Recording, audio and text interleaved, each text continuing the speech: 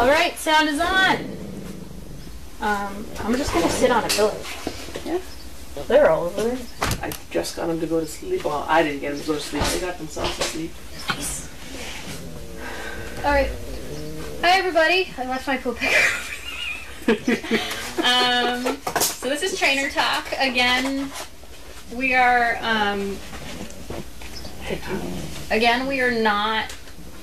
I'm sorry. John always says, you wake 'em, you own 'em. Yeah, that's alright. I'll be in there. Again, we're not doing questions. This is just Trainer Talk. So I'm just going to ramble on and on until you guys get tired of me. So the first thing that I want to talk about is I started doing some wheelchair work with the dogs in training. So today I got through Bridget, Jenny, and Spock. We spend most of their lives teaching them not to pull. And then when you have like a service dog and you need to use the wheelchair sometimes, you're teaching them to pull, basically. So it's just, you need them old enough to be able to focus on you, listen to your verbal commands, before they can start wheelchair pulling. Bridget can do it. She's fine. But she's still looking at me like, I thought I wasn't supposed to pull. And apparently it's on. Making sure they're looking down there, so they which is fine. I'm just talking. They can always just good. stare at puppies, because that's where I'm staring. Yeah, so she was looking at me like, I'm not supposed to pull. So it was a lot of encouragement of, walk on, keep going, take a step, come on, let's go. It was just a constant stream of that, and, you know, like a lot of praise in between, like, verbal commands. She's still having trouble with left-hand turns. Those with a wheelchair is extra difficult because they walk on our left side. So what they really need to do is kind of slow down so that you can get your wheelchair like further ahead of them to be able to turn left. And then rights are easy because they can just walk ahead of you and cut over, and it turns, if you're holding on to them, it turns your wheelchair. Also part of wheelchair pulling is the person, especially in the beginning, needs to hold on to the right wheel. Because for turning, it's very helpful that you can like hold or push it ahead to get that turn. If the dog's going too fast or too slow, you're going to start turning your wheelchair. So being able to give like a couple extra pushes is very helpful. So Bridget was alright. She needs some more work, but she'll get it. I did Jenny, and we went to the hotel. For a lot of carpeted area, she did very well. I mean, there's definitely more friction on the wheels for the wheelchair. So that was a struggle on my part. With my arms were so tired after. But she did pretty well. She understood the, okay, I'm gonna keep walking, versus Bridget, who would like walk 2 steps and be like, what's going on? And then you keep asking her to walk, but she's like, well, you're not moving. Oh, that's true. Yeah, it's not doing anything. Until she really pulls, Yeah. So Jenny did pretty well, and then I took Spock to Stop and Shop, and he was very good. He's such a weenie. He didn't really understand the, if there's a tight space, the dog and the person cannot walk side by side. So, what we teach is the person goes first and the dog follows behind.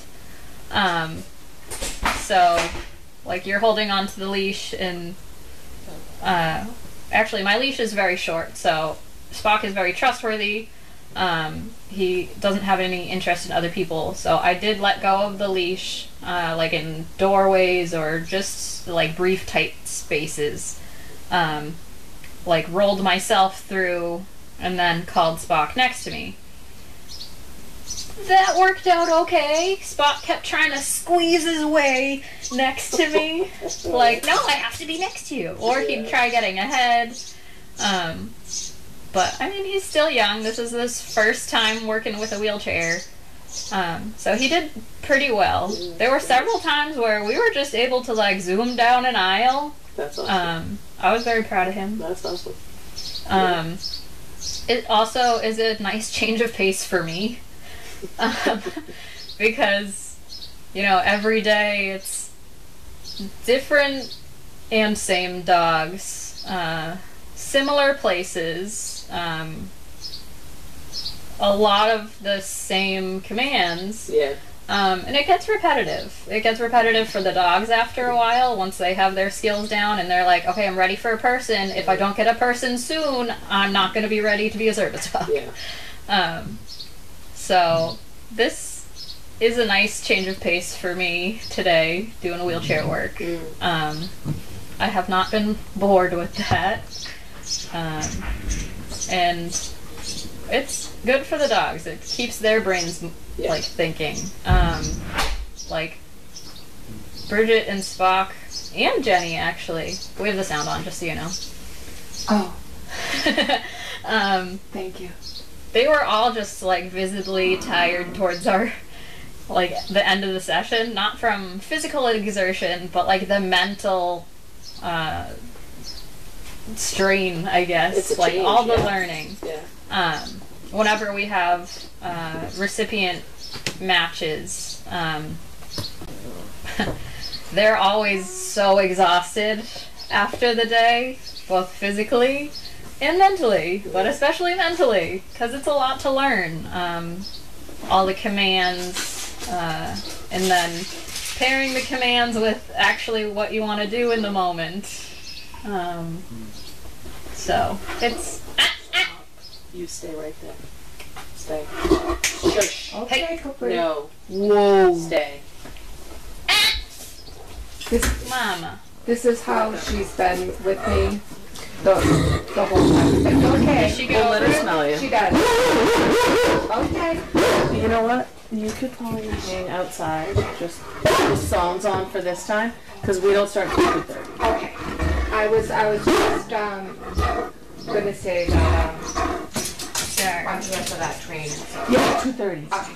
That'd be awesome. Just let the songs on. Sounds on here. Thank you. What, you couldn't have peed on the disposable one? I know. Little birdie. He's so cute. But anyway, my stars as of late have been Crusher and Riker. They're both very similar in where they're at in their training. Similar personalities. Crusher is more afraid of traffic, but like indoors and everything, they're both really good. So they're both close to being ready. Yeah, I know. I know. Does my shirt taste good? I bet I still have gruel on it from this morning. Nope. You know what would be fun? Chewing on each other. I hope that isn't poop, but who knows? No, I think that's No, gruel. there's no poop in here. No, I meant... Oh. Hi, baby. Yeah, but they've been my stars, so eventually I'm gonna also do wheelchair work with them. We want to make a nice, well-rounded dog. For our recipients, we want them to be able to walk, but that doesn't necessarily mean that they have to only walk. Like, if you're walking long distances and you have mobility issues, like, you're probably going to be using a wheelchair, and that is perfectly fine. So we want the dogs to be able to support the person while they're walking and also be helpful when the person's in a wheelchair. You are a very nice boy. Manners. My foot is very tasty. Mm-hmm. As long as you don't put your teeth on me. Tickles though. I am too ticklish. Yeah. So, love both of them. My friend Naomi is also very good, but Naomi is great actually, indoors, but outside, she gets a little nervous. There's a place near us called Wolf Hill, and it's like a plant nursery, but they also have an indoor shop area that has a bunch of like stuff for your house. Like, you don't need to chew on my fanny pack either. Here, chew on this. I was gonna say, there's tons of toys within arm's reach. Oh yeah, they don't like the toy stuff. They already know. Oh, I shouldn't be chewing on this. Shall I? The Quicklies. They can chew on the poop picker, it's fine. My overnights that I used to do, I'd always hand out a bunch of poop pickers. I'd be like, rip this up. Leave me alone. My dogs just take the toilet paper holders. Like, they just take the toilet paper rolls every single time. She comes in, she's got a mouthful of toilet paper. Yeah. That's so cute. It's basically a poop picker. Anyway, there's this place called Wolf Hill, and it's right along Route 1, so there's Route 1 traffic there. And there's also a big fountain and koi pond. You put your teeth on me, you're not gonna be happy. You booping me? That's my watch. They're learning already. Oh, they definitely are. And Naomi would not go like within 2 or 3 feet of this fountain and koi pond because it's just so scary. Yeah. And then there's also like a regular fountain, like a bird bath fountain type thing. Does she ever get to go around? Does she like playing in the pond area? Yeah, but yeah. Oh, I know, it's far away. I guess. But it freaked her out. Yeah. So she just needs more exposure to different kinds of things. Mm-hmm. Yeah, I know I smell like pee and drool. Gruel, I know. They definitely smell like gruel too. I guess that was a bad decision. I put those down because they kept over peeing along the, and I'm like, let me just, you just trained me. Thank you for that. We're gonna stop that from now on. But that's pretty much all the new stuff that I have to report. These kids are developing personalities so fast. And we're already teaching them about behavior. That people are not dogs, they are not friends. That we don't put their teeth on us. Or cuddly toys. As much as we want to be. I know. Yep. We're not going to be a pillow or a climbing structure. Leave it. No. Let me try that again. Thank you. So one of the things with the puppies that we want to get through their heads about biting is you can lick hands. You definitely can lick hands. You cannot bite them. So we don't want to take away our hand from the situation if they're biting them, because they're still going to be aiming for your hand. We want them to learn that you can't bite your hand. So they get a very light, quick bop on the nose. The quick part is the important part. It's supposed to like shock them so that they're like, oh, I didn't like that. That was weird. I'm not going to do it again. So if you notice that, like, we'll do a 1 or 2 finger bop on the nose, or we'll pull a mama dog and we'll scruff them and leave it like that. And we also try to pair it with a verbal cue. No. Thank you. Because from the beginning you want the dog to have good manners. Imagine a Great Dane with like the manners of a bitey puppy. Like you can't have a 150-pound dog that doesn't know how to behave, aka Kirk.